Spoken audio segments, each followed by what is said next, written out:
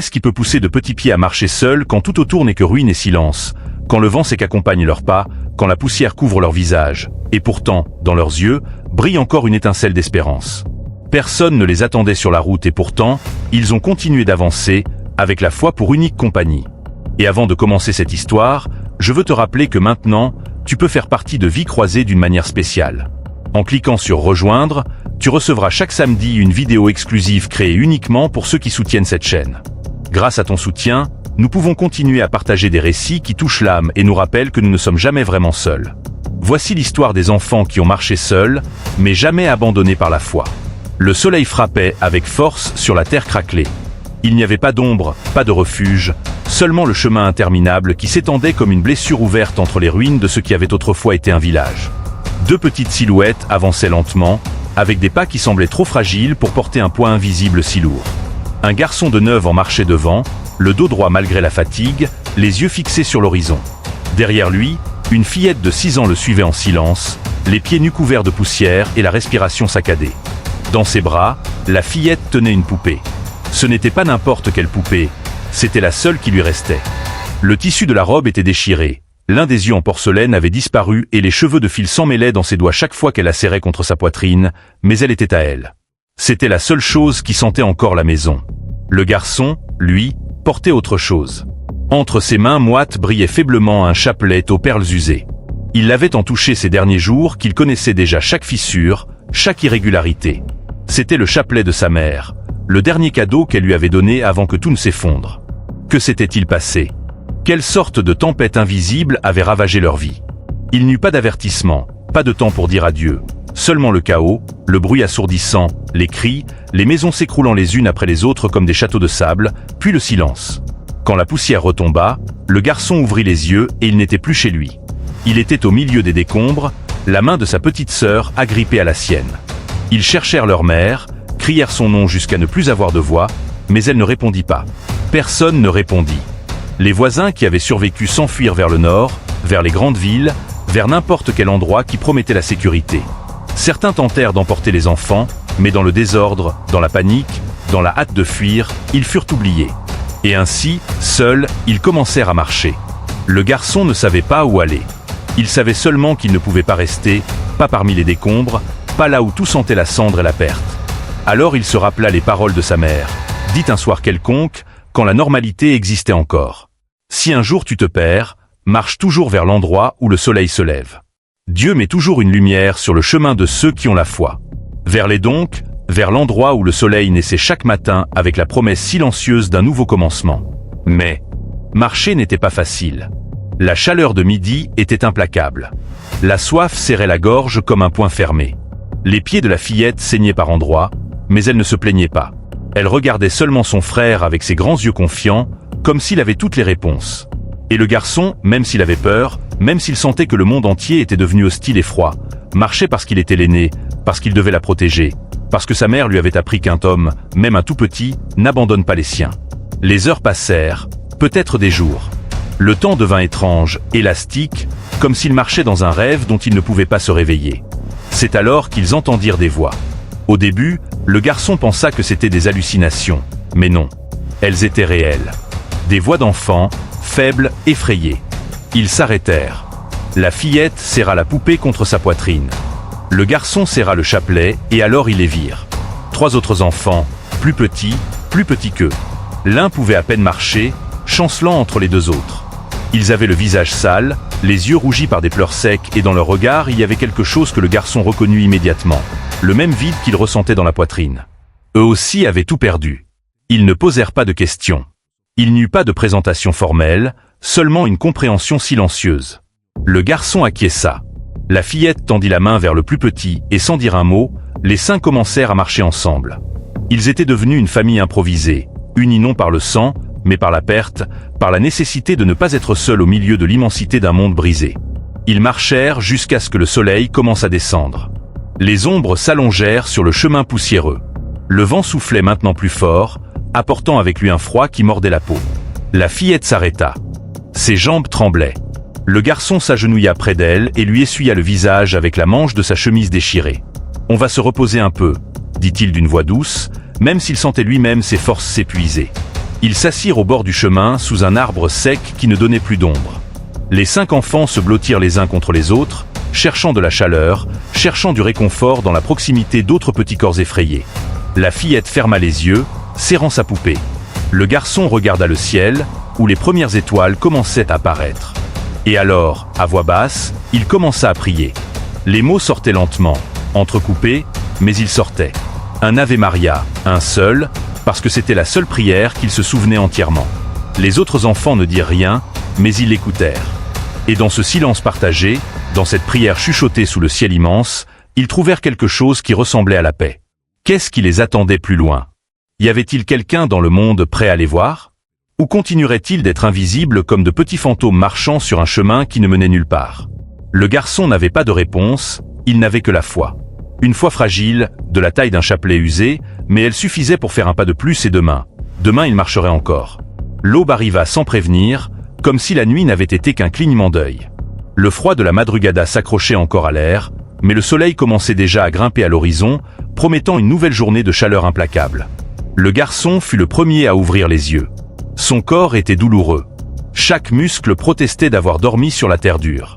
Il regarda autour de lui. Les 4 autres enfants dormaient encore, blottis comme des chiots abandonnés. Il se leva lentement en essayant de ne pas les réveiller. Il avait besoin de penser, il avait besoin de décider quoi faire, mais que pouvait-il faire? Il n'avait pas de carte, pas d'argent, rien d'autre que le chapelet de sa mère et la responsabilité de s'occuper de sa sœur. Il regarda le chemin qui s'étendait devant eux. Il était toujours pareil, poussiéreux, vide, interminable, mais au moins c'était un chemin. Et tant qu'il y avait un chemin, il y avait l'espoir d'arriver quelque part. La fillette fut la deuxième à se réveiller.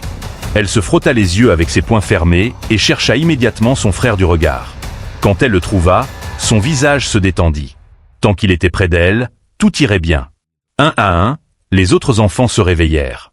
Personne ne parla, il n'y avait rien à dire. Ils se levèrent seulement, secouèrent la poussière de leurs vêtements et attendirent que le grand garçon indique la route. Et ainsi, sans petit déjeuner, sans eau, sans autre carburant que la pure volonté de continuer à respirer, ils se remirent à marcher. Les pieds nus de la fillette laissaient de petites taches de sang dans la poussière. Le garçon le remarqua, mais ne dit rien. Que pouvait-il faire? Il n'avait pas de bandage, pas de chaussures à lui donner, il ne pouvait que marcher plus lentement pour qu'elle n'ait pas à se forcer autant pour suivre son rythme. Le soleil montait de plus en plus haut. La chaleur devenait dense, presque solide, comme si l'air lui-même pesait sur leurs épaules. C'est alors que l'un des plus petits se mit à pleurer. Un pleur faible, épuisé, sans larmes. Seulement le son sec d'un corps qui n'en pouvait plus. Le grand garçon s'arrêta, s'agenouilla devant le petit et posa une main sur son épaule. « On arrive presque », ment-il d'une voix ferme.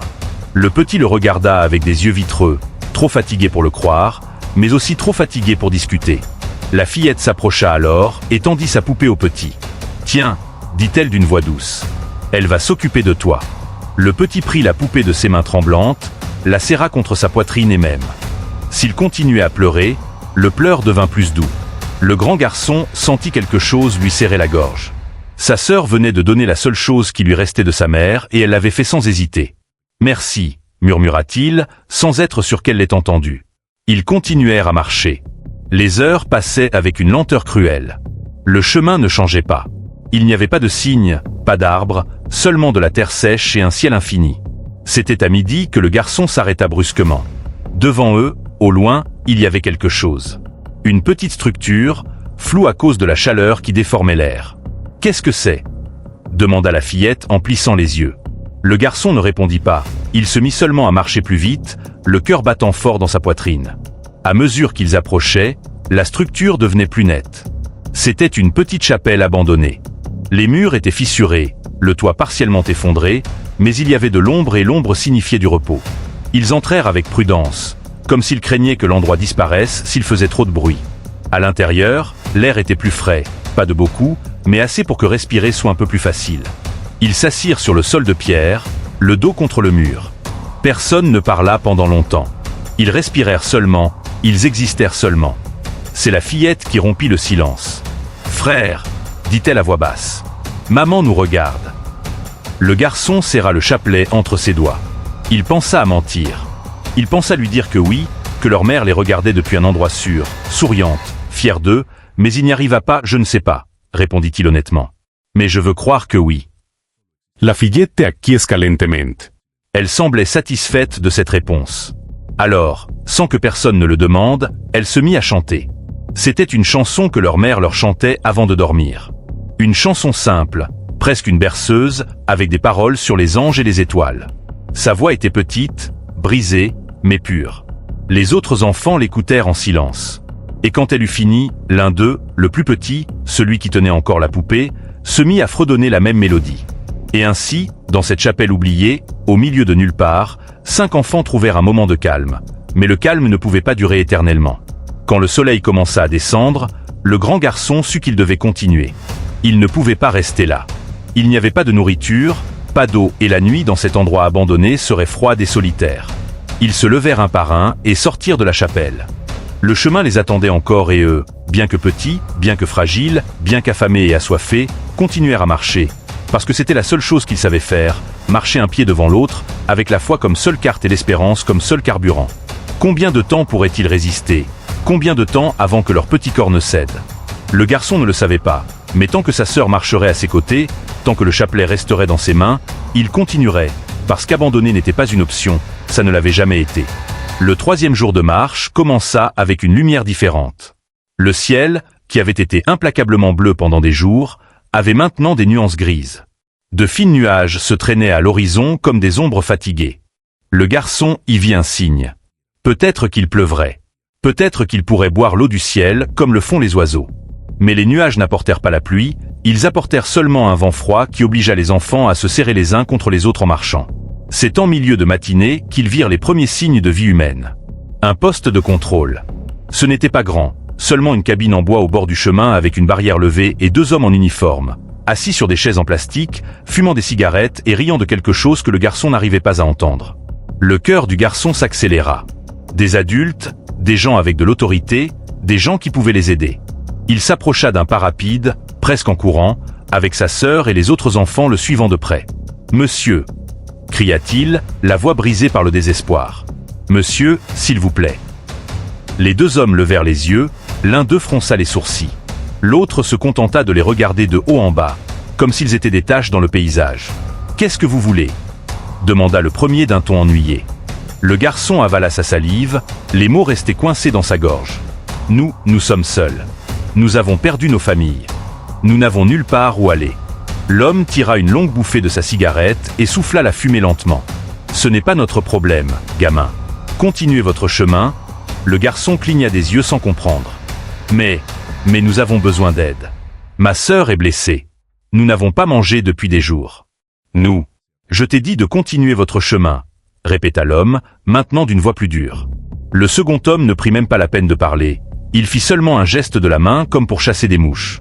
La fillette se mit à pleurer en silence. Le garçon sentit quelque chose se briser en lui. Il avait tant marché, il avait tant cru. Et maintenant, face aux premiers adultes qu'il rencontrait, il ne recevait que de l'indifférence. Mais il ne pouvait pas abandonner, pas devant sa sœur. « S'il vous plaît » tenta-t-il une dernière fois d'une voix à peine audible. Le premier homme se leva, agacé. « Si vous ne partez pas tout de suite, je vais appeler quelqu'un pour vous faire dégager de force. Compris ?» Le garçon recula d'un pas. La fillette s'accrocha à son bras. Les 3 autres enfants se cachèrent derrière lui, terrorisés. Et alors, sans autre choix, ils se retournèrent et continuèrent à marcher. Personne ne les arrêta, personne ne les appela, seul le silence les accompagna de retour sur le chemin poussiéreux. Le garçon marchait la tête baissée, les larmes lui brûlant les yeux, mais sans les laisser tomber. Il ne pouvait pas pleurer. S'il lui pleurait, tous pleureraient. Et si tous pleuraient, il ne pourrait pas continuer. Des minutes passèrent, peut-être des heures. Le temps redevint étrange. Puis, alors que le soleil était déjà haut et que la chaleur était presque insupportable, ils entendirent une voix. Les enfants s'arrêtèrent. Ils regardèrent autour d'eux. Une vieille femme était assise au bord du chemin, sous l'ombre maigre d'un arbre tordu. Son visage était sillonné de rides profondes, ses mains noueuses reposaient sur une canne en bois, mais ses yeux étaient doux. « Venez » dit-elle en faisant un geste de la main. « Approaches » Le garçon hésita. Il ne faisait plus confiance aux adultes. Mais il y avait quelque chose dans la voix de cette femme qui ne sonnait pas comme une menace. Ils s'approchèrent lentement, comme des animaux blessés qui ne savaient pas s'ils devaient fuir ou se laisser aider. La vieille les observa en silence un moment. Puis elle sortit de son sac une petite bourse en tissu. « J'ai du pain, » dit-elle simplement. « Ce n'est pas beaucoup, mais il y en a assez pour tous. » Le garçon n'y pensa pas 2 fois. Il prit le morceau de pain que la vieille lui tendait et le partagea en 5 parts. Il donna la plus grande à sa sœur et les autres au plus petit. Lui garda la plus petite. La vieille sourit. « Tu as bon cœur, mon garçon. Dieu n'abandonne pas ceux qui ont bon cœur. » Elle lui offrit aussi une bouteille d'eau. Le garçon but d'abord une gorgée, puis passa la bouteille aux autres. Ils burent lentement, savourant chaque goutte comme si c'était le liquide le plus précieux du monde. La vieille les regardait avec tendresse. « Où allez-vous » demanda le garçon. Il ne sut quoi répondre. « Je ne sais pas » avoua-t-il finalement. « On continue juste à marcher. » La vieille acquiesça, comme si cette réponse avait parfaitement du sens. « Parfois, nous ne savons pas où nous allons, » dit-elle, « mais Dieu, lui, il le sait. Et il met des signes sur le chemin. » Elle se pencha alors en avant et sortit de sa poche une petite fleur. Elle était bleue, délicate, presque irréelle au milieu de tant de désolation, et elle la plaça dans la main de la fillette. « Cette fleur, » dit la vieille, « a poussé là où il ne devrait pas y avoir de vie, mais elle a poussé quand même, parce que la vie trouve toujours un chemin. Toi aussi, tu le trouveras, petite. » La fillette regarda la fleur avec des yeux remplis d'émerveillement. C'était la plus belle chose qu'elle avait vue depuis des jours. « Merci, » murmura-t-elle. La vieille caressa doucement sa joue. « Dieu n'abandonne pas les petits, » dit-elle. « Souviens-t'en toujours. » Puis, sans autre mot, elle se leva avec l'aide de sa canne et s'éloigna sur le chemin en direction opposée à celle qu'il prenait. Le garçon la regarda partir, sentant quelque chose d'étrange dans sa poitrine. Il ne savait pas si cela avait été réel ou un rêve, mais le pain dans son ventre était réel. L'eau dans sa gorge était réelle. Et la fleur bleue dans la main de sa sœur était réelle. Ils continuèrent à marcher, mais maintenant quelque chose avait changé. Ils ne se sentaient plus complètement seuls, parce qu'ils avaient appris quelque chose d'important. Le monde pouvait être dur, cruel, indifférent, mais il pouvait aussi être compatissant. Un petit geste, une fleur bleue, un morceau de pain. Parfois, cela suffisait à rendre l'espoir et avec cet espoir renouvelé, ils continuèrent d'avancer, parce que le chemin n'était pas fini et eux non plus. L'après-midi tombait comme un manteau lourd sur leurs épaules. Le ciel, resté gris pendant des heures, se teintait maintenant de violet et d'orange profond. C'était beau, mais cette beauté ne leur apportait aucun réconfort, car avec la nuit arrivait aussi le froid. Le garçon chercha du regard un endroit où se réfugier. Un arbre, un gros rocher, n'importe quoi qui pourrait les protéger du vent glacé qui commençait déjà à souffler. Mais le chemin restait le même, plat, désert, sans aucun refuge. « Frère, » dit la fillette d'une voix tremblante, « j'ai froid. »« Je sais, » répondit-il, en retirant sa chemise déchirée pour la mettre sur les épaules de sa sœur. « Ça t'aidera. » Elle le regarda avec de grands yeux tristes. « Mais toi aussi tu vas avoir froid. »« Moi, ça va. » mentit-il avec un sourire qui n'atteignait pas ses yeux. Ils s'arrêtèrent au bord du chemin, là où la terre était un peu plus douce. Ce n'était pas grand-chose, mais il faudrait que cela suffise. Les 5 enfants se blottirent les uns contre les autres, formant un petit tas de corps frissonnants. Ils s'enlacèrent fort, partageant le peu de chaleur qui leur restait. Le grand garçon resta sur le bord, les protégeant tous avec son corps. Le vent lui coupait la peau, mais il ne bougea pas. Il ne pouvait pas bouger. S'ils bougeaient, ils auraient encore plus froid. La nuit tomba complètement. Les étoiles apparurent, brillantes et indifférentes. Le croissant de lune pendait dans le ciel comme un sourire tordu. Le garçon leva les yeux, le chapelet serré entre ses doigts gelés. « Maman » murmura-t-il si bas que personne d'autre ne pouvait l'entendre. « Si tu es là, si tu peux m'entendre, aide-nous, s'il te plaît. » Il n'y eut pas de réponse, seulement le silence et le vent. Il ferma les yeux, se sentant plus seul que jamais. Mais alors, dans cet instant d'obscurité totale, quelque chose commença à se produire. D'abord, ce fut une douce chaleur dans sa poitrine, à peine perceptible, comme si quelqu'un avait allumé une petite bougie en lui. Puis les images commencèrent à venir. Ce n'étaient pas des pensées, pas des souvenirs, c'était autre chose, quelque chose entre le rêve et l'éveil.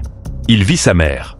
Elle se tenait devant lui, portant sa robe bleue préférée, celle qu'elle mettait le dimanche. Ses cheveux noirs tombaient sur ses épaules et elle souriait, ce sourire qui lui manquait tant. « Maman » murmura le garçon d'une voix brisée. Elle s'agenouilla devant lui et prit son visage entre ses mains.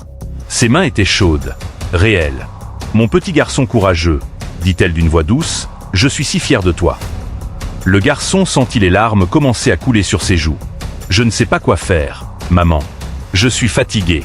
J'ai peur. Je ne sais pas si je peux continuer. Sa mère essuya ses larmes avec ses pouces. Si, tu peux, dit-elle fermement, parce que tu as quelque chose que beaucoup n'ont pas. Tu as la foi, et la foi déplace des montagnes, mon amour. La foi ouvre des chemins là où il n'y en a pas. Mais, où vais-je? Je ne sais pas où aller. Sa mère sourit de nouveau. Continue à marcher vers l'endroit où le soleil se lève, dit-elle, et quand tu verras une maison avec une lumière allumée, tu sauras que tu es arrivé. Là, tu trouveras ce que tu cherches. Le garçon fronça les sourcils. Une lumière allumée. Oui, répondit-elle en se relevant. Une lumière qui ne s'éteint jamais, une lumière qui t'attend. Et avant qu'il puisse dire quelque chose de plus, sa mère commença à s'effacer. D'abord ses mains, puis ses bras, puis son visage.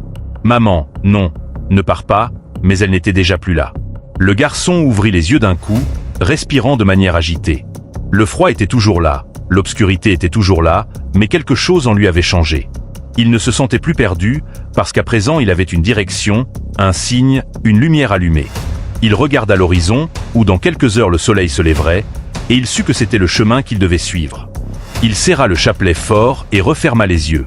Cette fois, il ne ressentit pas de peur, parce qu'il savait qu'il n'était pas seul, il ne l'avait jamais été. Et avec cette pensée, il se laissa emporter par le sommeil.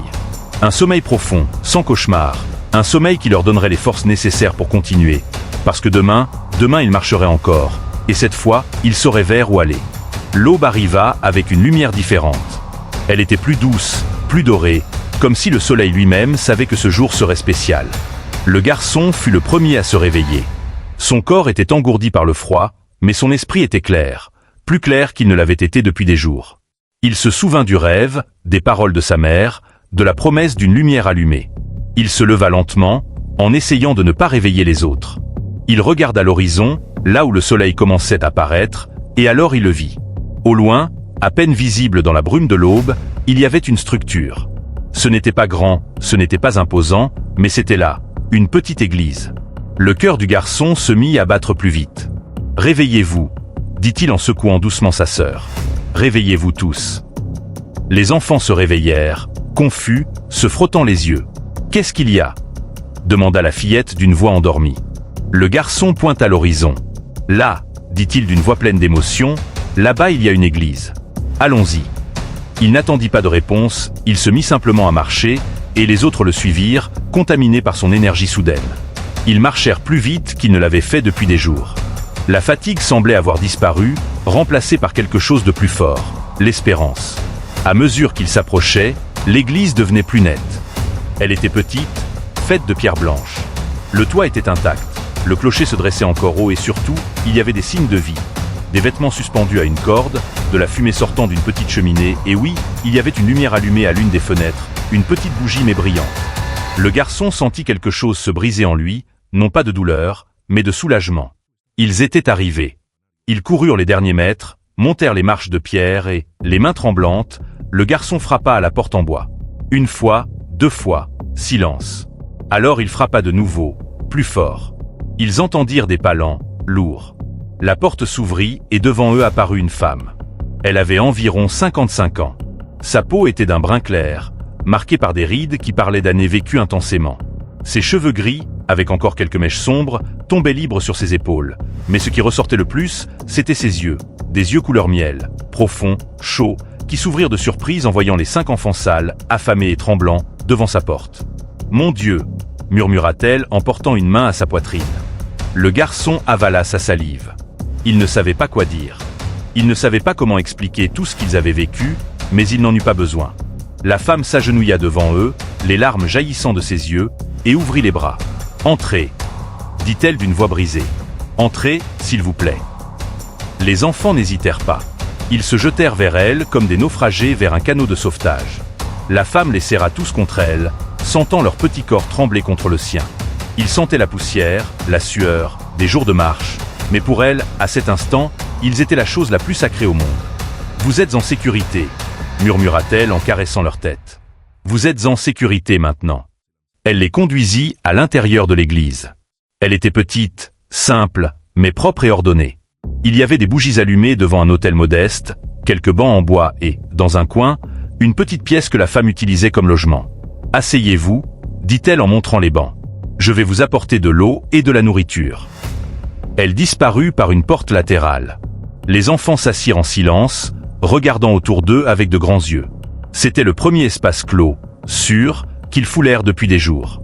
La fillette serra la fleur bleue qu'elle tenait encore dans sa main. Elle était un peu fanée, mais elle restait belle. La femme revint avec une cruche d'eau, des tasses en terre et un panier de pain, de fromage et de fruits. « Mangez doucement », dit-elle avec douceur. « Je sais que vous avez faim, mais si vous mangez trop vite, vous tomberez malade. » Les enfants obéirent. Ils mangèrent lentement, savourant chaque bouchée comme si c'était la première de leur vie. La femme s'assit en face d'eux, les observant avec un mélange de tendresse et de douleur. « D'où venez-vous » demanda-t-elle enfin. Le garçon leva les yeux, avala le morceau de pain qu'il avait en bouche. « Du village de San Miguel » répondit-il d'une voix rauque. Tout s'est effondré. Nous avons perdu nos familles. Nous marchons depuis 3 jours. La femme ferma les yeux comme si ces mots lui faisaient mal physiquement. « San Miguel » répéta-t-elle. « Oui, j'ai entendu ce qui s'est passé. C'était terrible. » Elle resta silencieuse un moment. Puis elle regarda le garçon droit dans les yeux. « Et comment êtes-vous arrivé jusqu'ici » Le garçon baissa les yeux vers le chapelet qu'il avait encore dans les mains. « Ma mère m'a dit de continuer à marcher vers l'endroit où le soleil se lève. Et hier soir j'ai fait un rêve. Elle m'a dit de chercher une maison avec une lumière allumée. » Il s'interrompit, sentant sa voix se briser. « Et alors j'ai vu votre église et j'ai vu la bougie à la fenêtre. » La femme sentit l'air quitter ses poumons. Une lumière allumée. Elle regarda la fenêtre où, depuis des années, elle gardait une bougie allumée jour et nuit. C'était une promesse qu'elle avait faite à Dieu quand elle avait perdu son mari. Une lumière qui ne s'éteindrait jamais, pour guider les âmes perdues. Mais jamais, jamais elle n'avait imaginé qu'elle guiderait 5 enfants jusqu'à sa porte. « Puis-je voir ton chapelet » demanda-t-elle soudain d'une voix tremblante. Le garçon hésita un moment, puis le lui tendit. La femme le prit entre ses mains, l'observa attentivement et alors elle le vit. Sur l'une des perles, à peine visible, il y avait une petite marque, une initiale gravée à la main, un monsieur le même chapelet, le même que, 5 ans plus tôt, elle avait donné à la paroisse de San Miguel quand son mari était mort, le même que le père Martin avait béni avant de le distribuer aux familles les plus démunies. « Ce n'est pas possible », murmura-t-elle, les larmes coulant sur ses joues. Le garçon la regarda sans comprendre. « Qu'est-ce qu'il y a, madame ?» La femme leva les yeux vers lui avec un sourire tremblant. « Ce chapelet, je l'ai donné il y a des années pour que quelqu'un qui en avait besoin puisse l'avoir. Et maintenant il est revenu à moi, avec toi. » Le garçon cligna des yeux en essayant de comprendre. « Vous l'avez donné ?» ?»« Oui, » répondit-elle en lui rendant le chapelet avec soin. « C'était la dernière chose que mon mari a touchée avant de mourir, et j'ai pensé que je devais le partager, que je devais aider quelqu'un d'autre. » Elle essuya ses larmes du revers de la main. « Je n'ai jamais imaginé que ce quelqu'un m'apporterait en retour quelque chose de bien plus précieux. » Le garçon fronça les sourcils. « Quoi ?» La femme sourit, un sourire qui illuminait tout son visage. Un but, une raison de continuer. Elle se leva et s'approcha d'eux. Elle les regarda un par un, comme si elle mémorisait chaque visage. « Je m'appelle Béatrice, » dit-elle enfin, « et cette église est mon foyer depuis que mon mari est mort. J'ai été seule pendant longtemps, trop longtemps. » Elle fit une pause, respirant profondément. « Mais je ne veux plus être seule. Et vous n'avez plus jamais besoin d'être seule. » La fillette leva les yeux brillants. « Qu'est-ce que ça veut dire ?» Béatrice s'agenouilla devant elle et prit ses mains. « Ça veut dire que vous pouvez rester ici avec moi aussi longtemps que vous en avez besoin. Ou pour toujours, si vous le souhaitez. » Le garçon sentit quelque chose d'immense bouger dans sa poitrine. Ça ne pouvait pas être vrai. Ça ne pouvait pas être aussi simple. « Vraiment » demanda-t-il d'une voix à peine audible. Béatrice acquiesça, des larmes de bonheur coulant sur ses joues. « Vraiment, parce que je crois que Dieu vous a amené ici pour une raison. Et moi, j'ai prié pendant des années pour retrouver une famille. » Elle regarda l'autel où les bougies brûlaient toujours. « Et vous voilà. 5 anges qui ont marché seuls, mais jamais abandonnés. » Le garçon ne put plus se retenir. Il se jeta dans les bras de Béatrice et se mit à pleurer. Il pleura tout ce qu'il n'avait pas pleuré sur la route. Il pleura sa mère, sa maison perdue, les jours de faim et de peur. Mais il pleura aussi de soulagement, parce qu'enfin, après tant de marches, ils avaient trouvé ce qu'ils cherchaient. Un foyer, une famille, une lumière qui ne s'éteindrait jamais. Les autres enfants se joignirent à l'étreinte. Béatrice les serra tous, sentant leur cœur battre contre le sien. Et en cet instant, dans cette petite église au milieu de nulle part, il se produisit quelque chose qu'on ne pouvait appeler que miracle, parce que 5 enfants perdus trouvèrent un foyer et une femme seule trouva une raison de vivre. Et tout cela, parce qu'un chapelet donné des années auparavant était revenu en apportant ce qu'il y a de plus précieux dans ce monde: l'amour, la famille, la foi. Les jours suivants furent comme se réveiller d'un cauchemar pour entrer dans un rêve doux. Béatrice transforma la petite pièce latérale de l'église en dortoir pour les 5 enfants. Il n'y avait pas grand-chose. Quelques matelas fins sur le sol de pierre, des couvertures tissées à la main, un rideau séparant l'espace du reste de l'église. Mais pour eux, qui avaient dormi sur la terre dure et sous le ciel glacé, c'était un palais.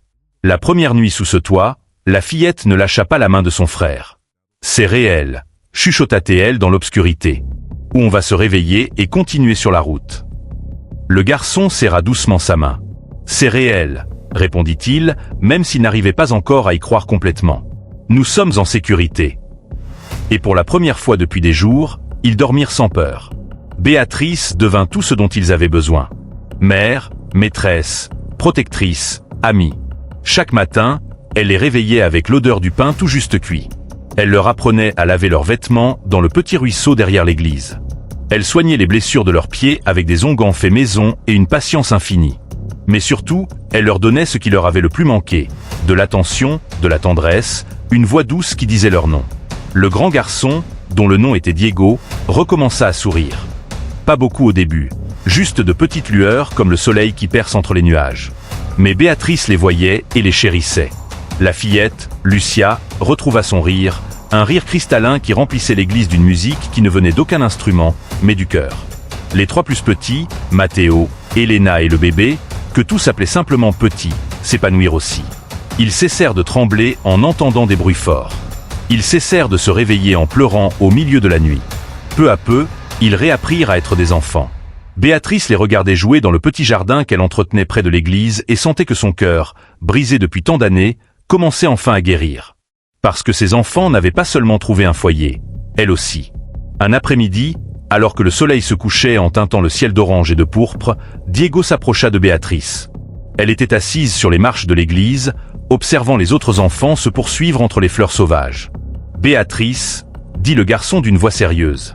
Elle se tourna vers lui et sourit. « Oui, mon enfant. » Diego s'assit à côté d'elle. Il tenait le chapelet entre ses mains. « Comme toujours. Je veux te remercier, » dit-il sans la regarder. Béatrice pencha la tête. « Merci. Pourquoi ? » ?»« Pour tout, » répondit-il d'une voix tremblante. « Pour nous avoir ouvert la porte, pour nous avoir donné à manger, pour ne pas nous avoir abandonnés comme les autres l'ont fait. » Béatrice sentit ses yeux se remplir de larmes. « Oh, Diego !» murmura-t-elle en passant un bras autour de ses épaules. « Tu n'as pas à me remercier. Vous m'avez sauvé autant que je vous ai sauvé. » Le garçon la regarda, confus. « Comment ?» Béatrice inspira profondément, cherchant les mots justes. « Quand mon mari est mort, moi aussi je suis morte un peu. Je suis restée ici, dans cette église, à m'occuper des bougies et des quelques personnes qui venaient prier, mais à l'intérieur, j'étais vide. Je n'avais pas de but, pas de raison de me lever chaque matin. » Elle s'arrêta, regarda l'horizon, et alors, puis vous êtes arrivés, 5 enfants qui ont marché seuls, guidés par la foi, et vous m'avez donné quelque chose que je croyais ne plus jamais avoir. « Quoi ?» demanda Diego. Béatrice le regarda droit dans les yeux. « Une famille. » Diego sentit quelque chose de chaud se répandre dans sa poitrine. « Nous sommes ta famille. »« Oui, » répondit-elle avec un sourire qui montait jusqu'à ses yeux. « Vous êtes ma famille, et moi, si vous m'acceptez, je veux être la vôtre. » Le garçon ne dit rien, il se jeta simplement dans ses bras et la serra fort. Et dans cette étreinte, ils scellèrent un pacte silencieux. Ils n'étaient pas une famille par le sang, mais une famille par choix, par amour, par destin. Les jours devinrent des semaines, les semaines des mois. La petite église se remplit de vie. Les enfants aidaient aux tâches quotidiennes. Ils s'occupaient du jardin, nettoyaient les bancs, allumaient les bougies chaque soir. Béatrice leur apprenait à lire avec une vieille Bible. Elle leur racontait des histoires de saints et de miracles. Et la nuit, avant de dormir, ils se réunissaient tous pour prier ensemble. Lucia conserva sa fleur bleue. Elle était complètement sèche, mais elle la gardait dans une petite boîte en bois que Béatrice lui avait offerte. C'était son trésor, son rappel que même dans les endroits les plus désolés, la beauté peut fleurir. Diego ne se séparait jamais de son chapelet. Il le portait toujours dans sa poche, le touchant chaque fois qu'il avait besoin de se rappeler qu'il n'était pas seul, que sa mère, où qu'elle soit, continuait à veiller sur lui. Et Béatrice recommença à sourire. Pas le sourire poli qu'elle offrait aux fidèles, mais un sourire réel, profond, né du fond de son âme. Un après-midi, alors qu'elle préparait le dîner, Béatrice s'arrêta et regarda autour d'elle. Les enfants étaient à table, riant de quelque chose que Matteo avait dit. Lucia aidait à mettre les assiettes. Diego portait le petit dans ses bras, le faisant rire avec des grimaces. Et à cet instant, Béatrice comprit quelque chose de fondamental. Les miracles n'arrivent pas toujours comme on l'attend. Parfois, ils arrivent déguisés en tragédie, en perte, en chemins impossibles qui se terminent sur des portes inattendues. Elle avait perdu son mari, les enfants avaient perdu leur famille, mais de cette perte, de cette douleur partagée, était né quelque chose de beau. Une nouvelle famille, imparfaite, inattendue, mais réelle. « À quoi penses-tu » demanda Diego en s'approchant d'elle. Béatrice le regarda et sourit. « Je pense que Dieu agit de manière mystérieuse. » Comment. J'ai passé des années à prier pour de la compagnie, expliqua-t-elle, pour quelqu'un qui remplisse cet espace vide. Et je n'aurais jamais imaginé que la réponse viendrait sous la forme de 5 enfants marchant seuls sous le soleil. Diego acquiesce lentamente. Ma maman disait que Dieu répond toujours, mais parfois ce n'est pas la réponse que nous attendons. Ta mère était très sage, dit Béatrice en caressant ses cheveux. Oui, répondit Diego avec un sourire triste. Elle l'était. Béatrice le serra doucement. Et je suis sûr qu'elle est fière de toi, de la façon dont tu as pris soin de ta sœur, de la façon dont tu n'as pas abandonné. Diego ferma les yeux, ressentant la chaleur de cette étreinte. Merci, Béatrice. Merci à toi, mon enfant. Merci de m'avoir trouvé.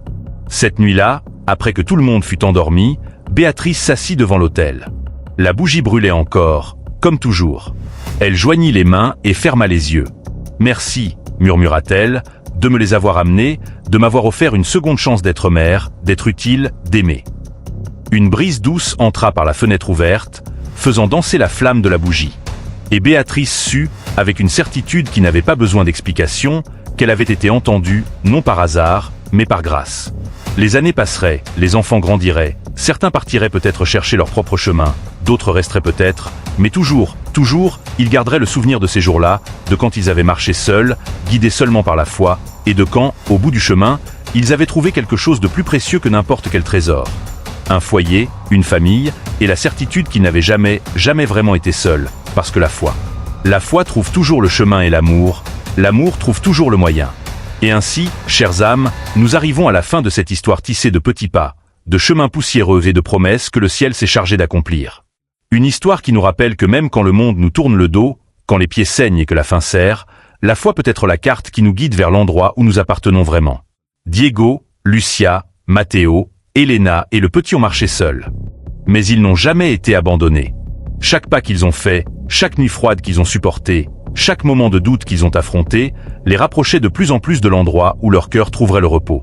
Et Béatrice, qui avait appris à vivre avec la solitude comme compagne, découvrit que les miracles ne sont pas toujours grandioses.